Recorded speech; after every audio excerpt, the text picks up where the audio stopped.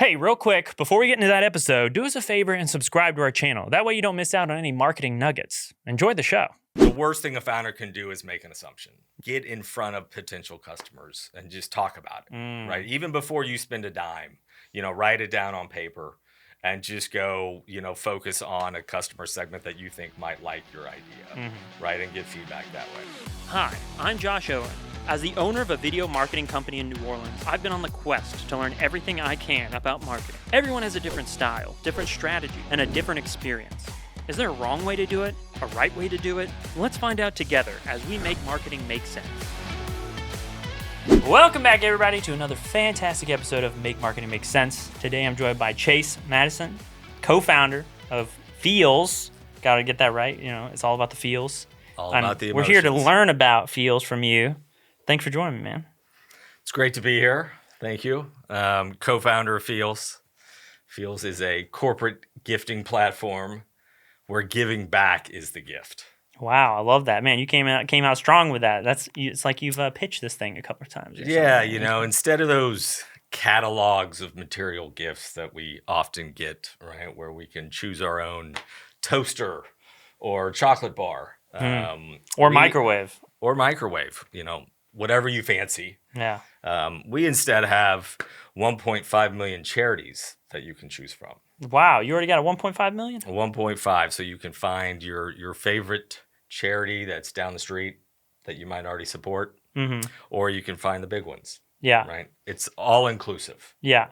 Yeah, and so Feels is specifically a gifting platform, right? Correct. So corporate gifting is something that a company gives to their employees, to their customers, to their clients, to their prospects, right? With kind of one mission in mind. And that's basically to create or maintain a connection with that person. Yeah.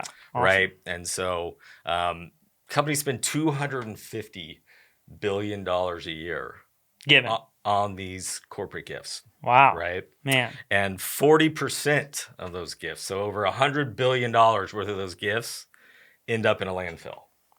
Dang. So the way we look at it is today's corporate gifts are doing a terrible job, right? They should be fired. Yeah. If they were an employee, they would be fired. Literally, they would be in a furnace. 60% efficiency rate, right? Yeah. That's not cutting it.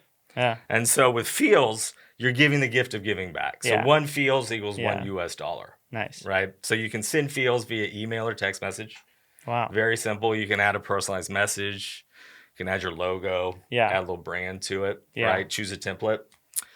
One click, off you go. Wow. Right? So the recipient gets it. They get to get on, either add Feels to their Feels account, save it for later, maybe build them up over time, give a bigger chunk, or they can donate right away. Get on there, search by category, search by location to find the cause that they care about. Yeah. And those, call it 25 Feels, $25. 100% of the donation goes to the cause. So the charity gets effortless funds, which they love. Yeah. So they can focus their time and energy on their mission, on their cause, right? The company loves it. Yeah. Because they get the donation credit. Yeah. Right? And so by sending out Feels to all of their employees or their customers, they're supporting just a wide variety of charities. Right? Yeah. And it's a much more effective gift. It's, there's a thing called the helper's high. Right. Oh, yeah. I get that all the time. I just love helping, man. That's what we all about. It just feels good to help. Yeah. And so the gift of Feels kind of both the giver and the recipient get that helper's high. Yeah. Right. And the recipient gets to choose the cause that they care the most about. That's awesome. And it's not pushing them one way or another. It's truly letting them choose, what means the most to them. And Feels are zero waste, right? It's a digital product. If for some reason your recipient doesn't claim those Feels, if they go unclaimed like so many gifts, whereas normally that would go in the trash, those Feels roll back into your account. And so you can give them at a later date. You can go ahead and give them to the charity that you care about. Yeah. Right? So we have this zero waste model. So, 100% of your spend on the company side goes to a cause. Yeah. It's almost like instead of waste, you're creating growth because that goes into a cause that's going to grow. Exactly. So you're taking the stuff out of the landfill. Yeah. And you're putting that stuff as into a people resource or things into people and causes. Yeah. whether it's animals or the environment or, whatever these things are that. Man, it's a no-brainer. Corporations got to get on it. Let's go out there and we got a crusade for this thing. That they do, yeah. We're working with some fun companies right now that are, as a startup, it's hard, right? You're trying, people are ingrained in certain behaviors, right? And we're doing something new here. People give, especially a city as traditional as New Orleans. Correct. Yeah. And really all over, right? Yeah. I mean, if you look at the top categories of corporate gifting, like gift baskets are number 2. Yeah. Right? Corporate swag is number 3. Yeah. Retail gift cards really are Gosh, it's a time to stop with the corporate tumblers, all right? I do not want another tumbler. I don't want a cup. I don't want a mug. Don't put your logo on it. We all have them, right? Building up on our shelves and collecting dust. And ultimately when we move, they end up in the trash. Yeah. Right? And so, like, again, it's just not an effective gift. It's not, it might have worked 10, 15, 20 years ago. Yeah. But I think, customers and just humans in general are more mindful. Mm-hmm. They want companies, they want brands to be making a difference. And so we're just trying to help those companies do that. Yeah. We're just trying to help those companies create impact in their communities. Yeah, that's awesome. And they do that by giving feels to their employees and their customers, which when they walk out of the office are just another human being that lives in a community that has certain things they care about, and you're just empowering them. Yeah. Right? And it's not a mug that's going in a briefcase that's never going to be used. Yeah. No, I mean, that's incredible. Well, I mean, like, such an incredible story, such an incredible product. People got to check it out. But what I'm also curious about is your journey getting to it.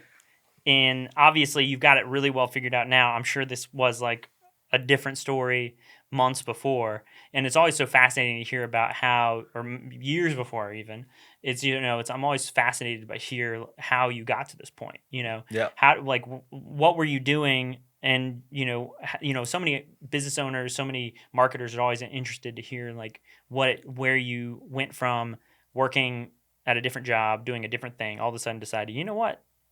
Giving is what I need to give. Yeah. So we saw an opportunity.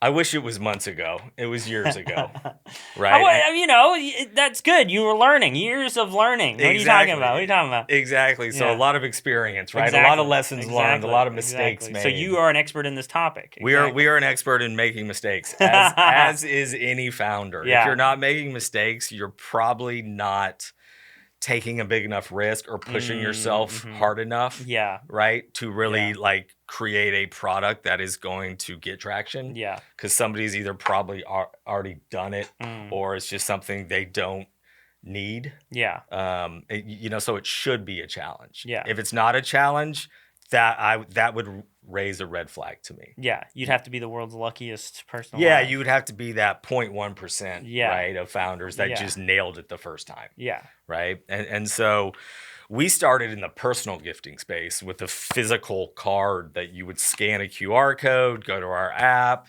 and right, just a birthday card, holiday card, and we'd pop up around town. And, we sold couple hundred of them in a few months, but we were hit right away with kind of, oh man, like the ones we were selling, people were buying them for more of a B2B purpose, right? Where we were focused on like e-com and D2C, and we sold 50 cards to one guy for a conference, and that started making some sense to us. Like, oh wow, one customer purchasing 50 cards versus one person choosing one. Yeah. Right. And so we really just started asking some of those customers, like, how we knew we had something, but we were off. Right. Yeah. The logistics around the physical cards was really challenging. Yeah. Right. The scalability of that is very tough. Interesting. Right. To get physical cards on the shelf at a CVS or a Target when you've got a competitor out there like Hallmark to go against is no easy feat. And so what we found were people wanted to give feels, right? Yeah. They liked this concept of,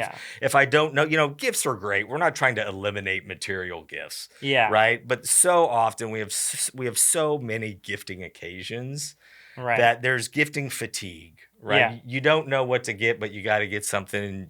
You put all this this effort into finding the right thing and that disappointment when they don't like it, right? And so that's where this kind of gift of choice of, right? When you give feels, the recipient gets to choose, right? And then it was kind of this digital delivery element, right? Of just sending it very simply over an email or text with a fun message, a brand experience, right? That doesn't, we find what we found in the giving space is there's not a lot of brand experience there. It's not treated like like a consumer brand, right? It's more of a transaction. And so we want to create that fun, that motivational element to where when you're getting feels, you're feeling empowered and you're feeling like you're making a difference and you're getting that helper side that we talked about earlier. Yeah. Well, I mean, what you're making me think about too is, and this is an interesting thought that I have, is as you talk about this thing, and I'm sure you talk about it a lot to a lot of different people, and I know for a fact you've told me about how you've dealt with a lot of different mentors and people that have talked to you about different things. How often is it, and do you get fatigue when it comes to mentioning what you're doing to people, and then everybody having their own opinion about things you should do, things you should look at, things you should check out, changes you should make?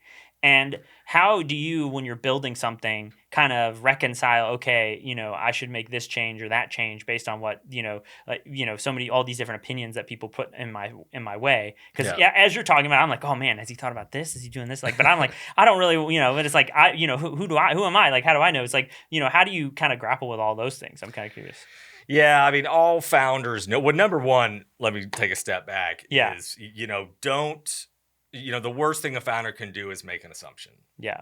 Right. And so get in front of potential customers and just talk about it. Right. Even before you spend a dime, write it down on paper and just go, focus on a customer segment that you think might like your idea. Right. And give feedback that way. Yeah. And number two is get a mentor. Get mentors, I would say. Right. There's programs in every city.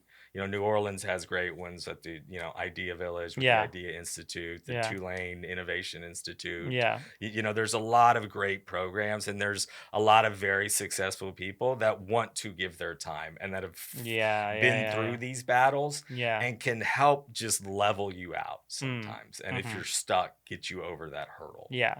Right? That's awesome. Because, with what you were saying earlier about, opinions.